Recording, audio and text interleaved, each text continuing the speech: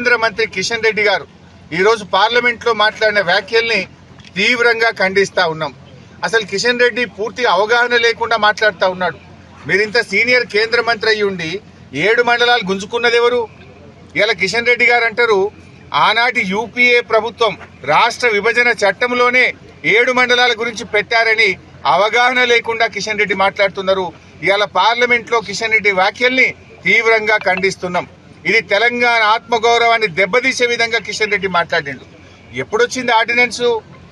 కొత్త రాష్ట్రం ఏర్పడ్డ తర్వాత, కొత్తగా దేశంలో బీజేపీ ప్రభుత్వం అధికారంలోకి వచ్చిన తర్వాత నరేంద్ర మోడీ గారి ప్రభుత్వం 7 మండలాలను గుంజుకొని ఆంధ్రలో కలుపుతూ ఆర్డినెన్స్ ఇచ్చింది. బీజేపీ ప్రభుత్వం వచ్చినాకనే పార్లమెంట్లో బిల్లు పాస్ అయింది. 7 మండలాలు గుంజుకొని లోయర్ సీలేరు పవర్ ప్రాజెక్టును తెలంగాణకు లేకుండా చేసిందే బీజేపీ. 7 మండలాలను ఆంధ్రలో కలిపి తెలంగాణకు అన్యాయం చేసిందే బీజేపీ. ఇవాళ అవగాహన లేకుండా విభజన చట్టంలో ఉంది అని చెప్పి కిషన్ రెడ్డి గారు పార్లమెంట్లో మాట్లాడారు. అది విభజన చట్టంలో లేదు. బీజేపీ అధికారంలోకి వచ్చిన తర్వాత సవరణ చట్టం తెచ్చి 7 మండలాలను ఆంధ్రప్రదేశ్కి అప్పజెప్పింది. తెలంగాణ గొంతు కోసిందే బీజేపీ ప్రభుత్వం. కిషన్ రెడ్డి గారు కాళేశ్వరం మీద కూడా అవగాహన లేకుండా మాట్లాడుతున్నాడు. ఈ నిమిషానికి కాళేశ్వరం ప్రాజెక్టు కింద లక్షల ఎకరాల్లో పంట పండుతుంది. కాళేశ్వరం నీళ్లు యాదాద్రి జిల్లా, కరీంనగర్ జిల్లా, జగిత్యాల జిల్లా, మెదక్ జిల్లా, సిద్దిపేట జిల్లా, ఇలా అనేక జిల్లాల్లో సాగునీరుని అందిస్తున్నదే కాళేశ్వరం ప్రాజెక్టు. ఇలా రేవంత్ రెడ్డి గారు కాళేశ్వరం నుంచి 20 టీఎంసీలు హైదరాబాద్కు తెస్తా, మూసీల పోస్తా అన్నది ఆ 20 టీఎంసీలు కాళేశ్వరం నీళ్లు కాదా? మల్లన్న సాగర్ కాళేశ్వరంలో భాగం కాదా?